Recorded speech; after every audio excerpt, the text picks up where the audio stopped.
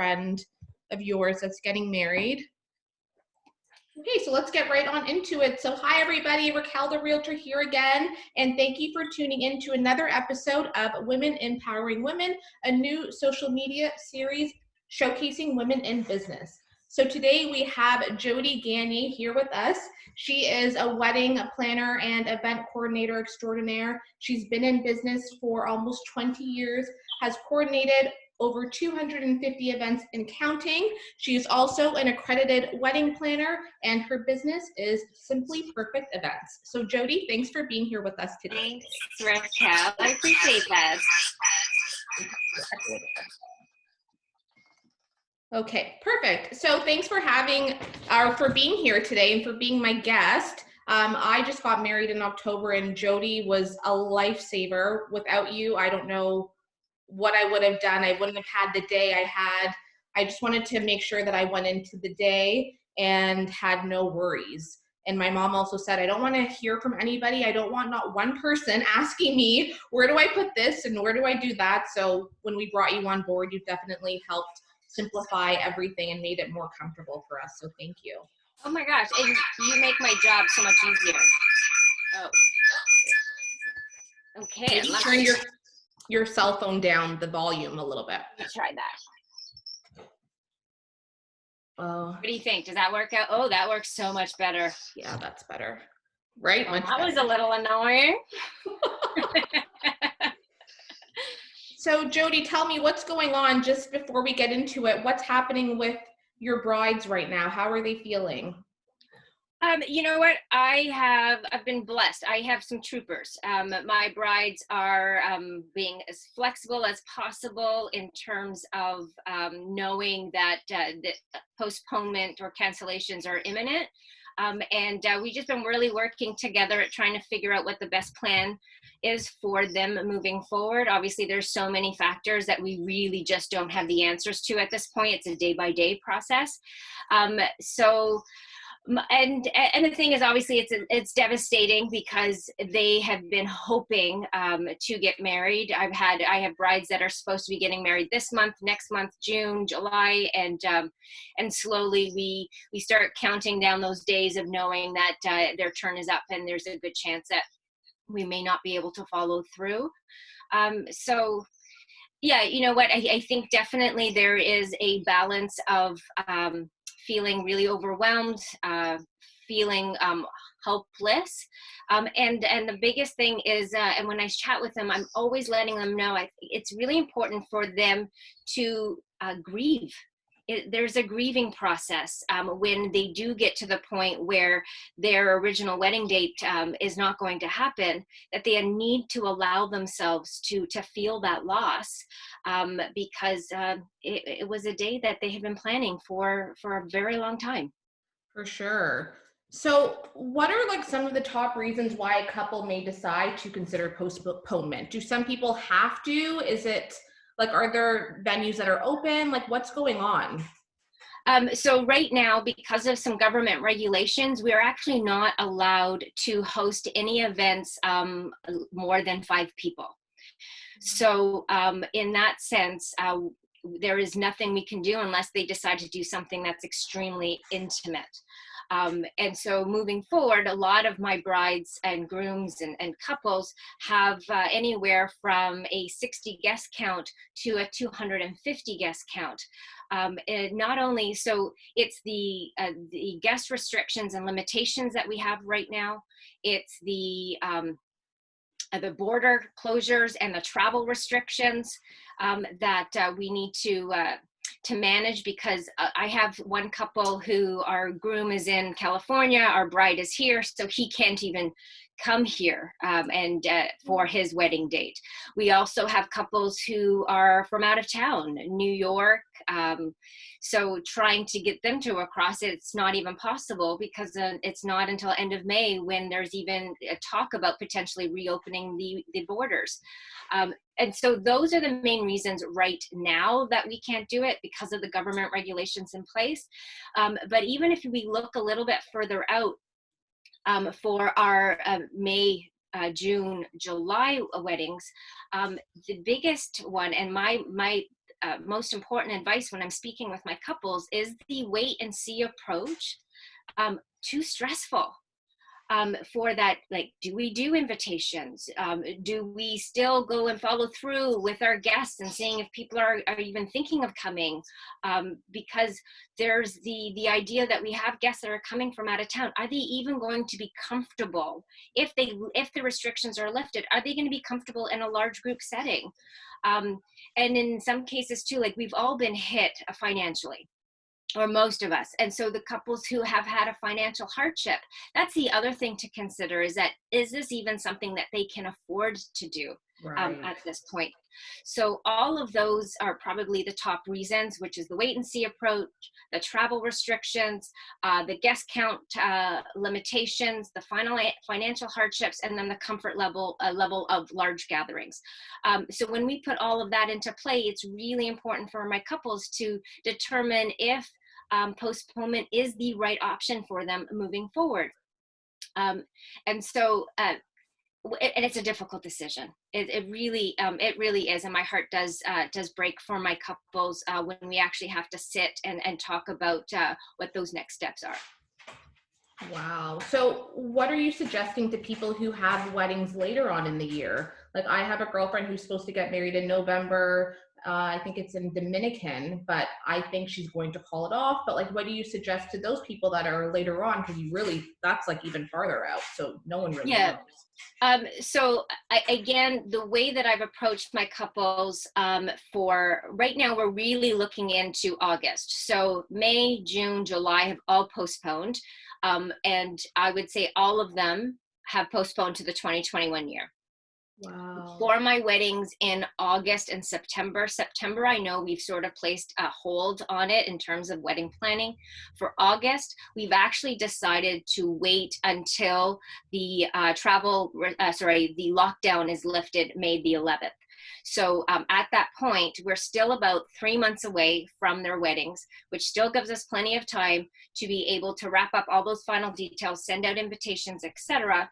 But it just lets them know that right now the wedding planning is suspended, and we will determine the week of May 11th on whether it is the right move for them to actually follow through. Because again, the other thing to consider is they're talking about reopening the economy in stages. So we don't know where weddings will rank in that, because weddings are large group gatherings. So if we have 50 people and the wedding was supposed to be for 200 people, that's not going to be the same vibe for my couple. And so that is a consideration for my couples to say, well, if I've got family too, coming from California, coming from New Zealand, Australia, are they even going to be able to come and visit? And if they can, are they going to be comfortable? And if we are in large group gatherings, even if 50 people, is it worth the risk for our guests who may be a higher risk?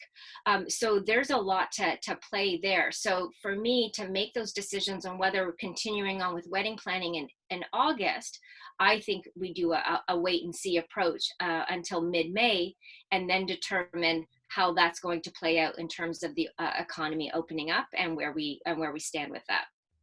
And what are you telling your brides with regard to contracts that they have in place?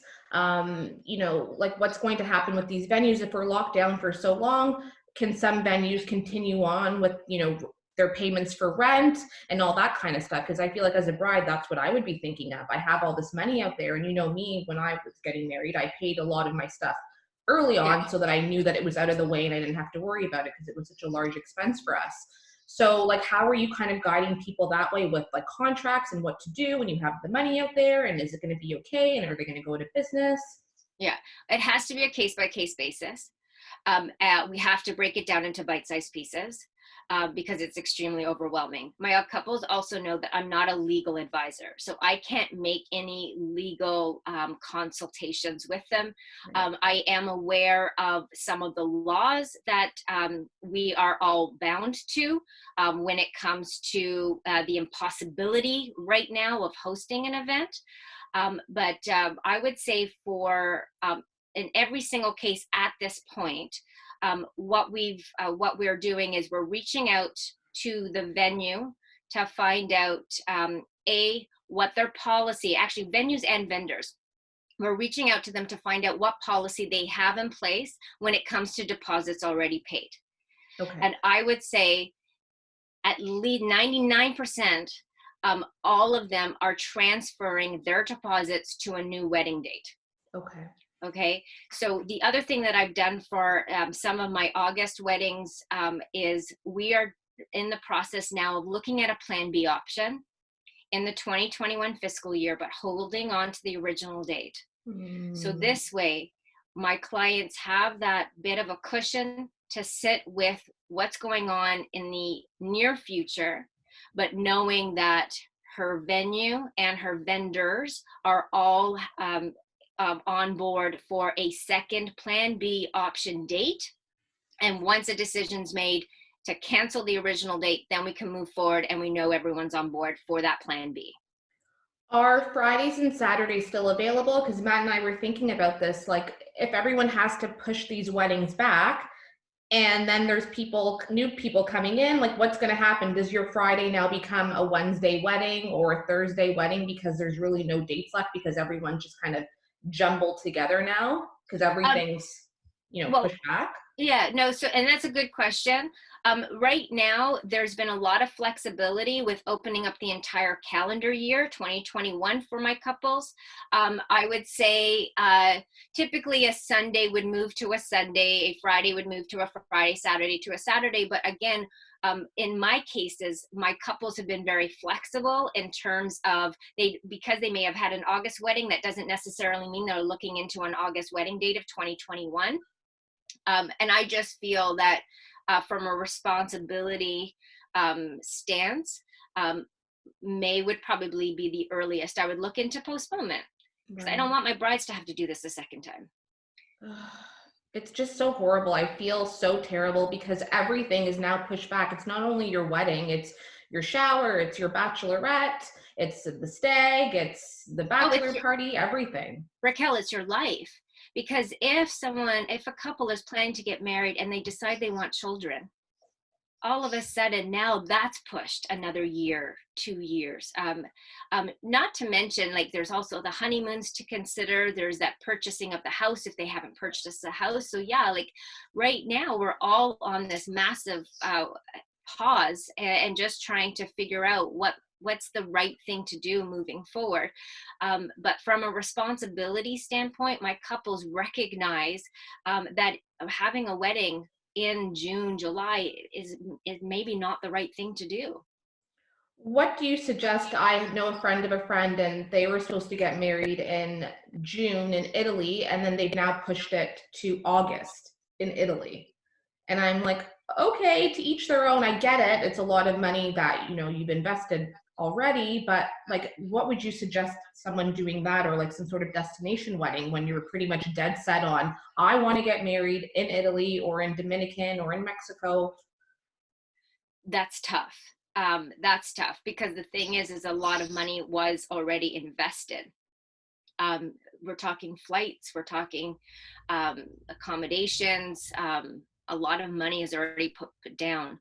I think the thing is that if there is flexibility with them just constantly being able to move the date without any penalty fees. So the thing is that in some cases there are additional fees that will be incurred. So, and my concern is that vendors have been so accommodating with not having any additional fees for the most part. Yes, there are some, and that's because they've lost the 2020 fiscal year. They've completely lost their income. So in order for them to keep their doors open, obviously they need to ensure that they're going to be around next year. But my concern is that if you are only looking at a month or 2 months away from your original date and you have to do this a second time, now are your vendors on board of knowing that there is a chance that August may not happen and they'll have to do that and push it again? So I think there's just having that conversation of whether that is even plausible. And in some cases, venues are actually saying you choose a date you need to choose a date within the fiscal year before you can actually exercise certain clauses in the contract. So there might be some stipulations. So I think it's really important for the couples to review their contracts and find out what happens when, because in this case, it's not an act of God, it's an act of man. So there's obviously very different language that they need to be aware of, but reviewing that and figuring it out, what makes sense in terms of moving forward. But the best thing a couple has to realize is that they're not alone. It's talking to the venue, talking to their vendors, and together figuring out what makes the most sense moving forward. So a lot of vendors may have a policy already in place in terms of now maybe transferring their deposit, making the event transferable. So it's really having a very candid conversation and saying, hey, listen, how can we do this together, and how can it be a win-win situation? Because I think at this point we really need to have each other's back, and not only protect our couples but also protect the industry as well. And there's got to be ways of being able to do that. And so with your couple in August, having candid conversations about what are the chances, and if it's only her and her fiance, will she be okay with that?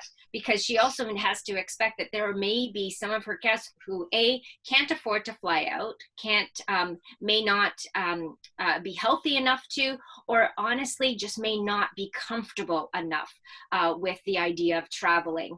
I know a lot of us have been in lockdown, so the idea of even going to the grocery store or having to go into a store, there are certain anxiety that starts to build up with that. So we really do want to make sure that we keep our guest comfort in mind as well, and not force anyone to do something they're not comfortable in doing. Right. Someone here, Queen Joy Way, said, I was supposed to get married May 23rd. I am thinking September 5th, now in LA, over 350 attending. Suggestions? My vendors have been flexible moving dates. So we pretty much touched on that. Yeah. So I'm so sorry that you're going through this. On the May 23rd.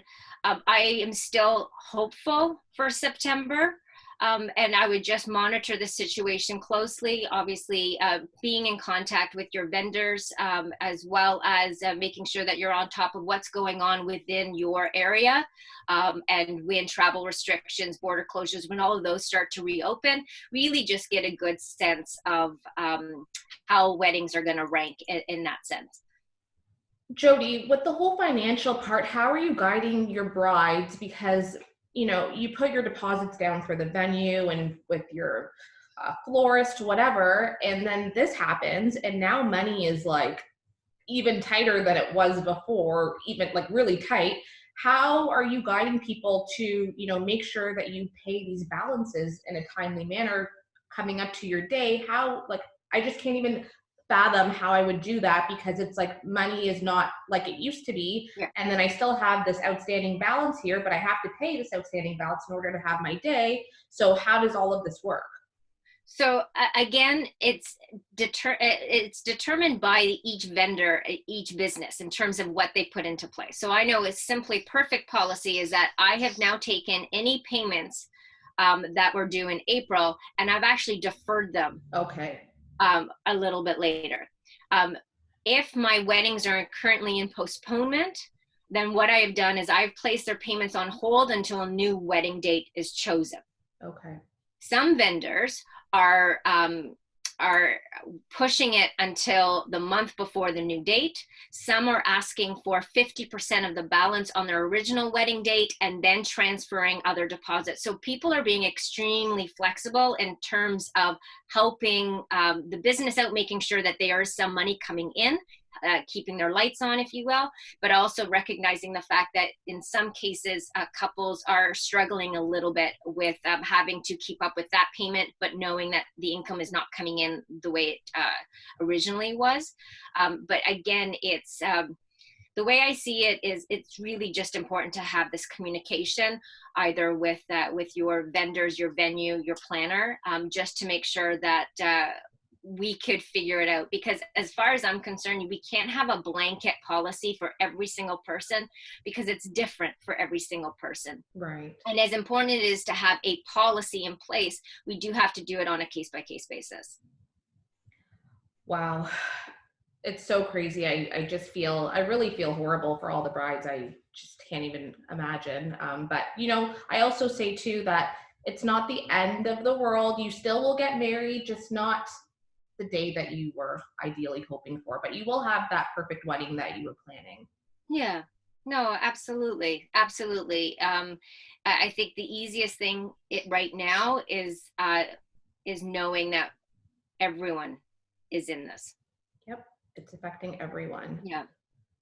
Anything else that you would tell brides that they should, maybe be mindful of, or to how to kind of get through this time? Like, what would you say just in general, how to, navigate this really uncertain time with regard to your wedding or your special event?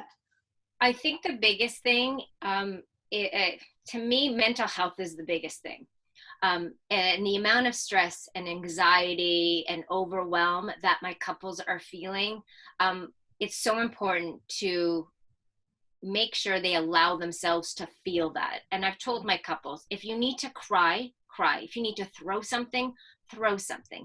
You have to allow yourself to really lean into every single emotion, and not just say, well, it's only a wedding and I know that other people are suffering more. For my couples, this is important because Right. it affected you. Yeah. So please, I think that's the biggest thing, is really protecting themselves by recognizing that, yes, this is a big deal and they have the right to be sad, to be angry, to be upset, and to allow themselves that permission to feel all of the feelings they're feeling right now. And that's why, I feel like having someone like you in your corner when you're getting married is paramount and so important, because you are there no matter time, day. Yeah. It's like, oh my God, Jodi, I'm not feeling good today. Like, I'm stressed out about this. Is it normal to spend this? I can't, manage this. It's so important to have someone like you, on your side when you're getting married, because you're the sounding board. You're like the person that we come to say like, oh my God, I can't deal. So I think that this time more than ever before, it's very important to have a wedding coordinator like yourself, because you're walking everybody through it and you're so calming and understanding. It's like, no, it's okay to be upset Right. or to be angry. No, absolutely. But I also believe at this time that just because a couple could or may not have been able to afford a planner, it doesn't mean that they need to go at this alone. So what I have done, and I've reached out to other venues and some of my closest friendors, Right. to let them know that if they have any couples, regardless of whether they are simply perfect couple or not, to reach out. I am more than happy to just be an ear, be a shoulder, and stuff, and just to help them navigate it. I think it's just important to know that there's someone out there that will listen to them and just help them make a little bit of sense of what's going on right now. What sort of future trends do you think you're going to see in, the wedding industry? Do you think that even after all this is done, you'll still see the over-the-top weddings happen, or do you think people will start to scale back a little bit? What are your predictions going forward? That's a really good question. I think the biggest one would be guest count. That's probably the biggest trend, is that I think we'll see guest counts a little bit more intimate into the smaller weddings or the micro weddings.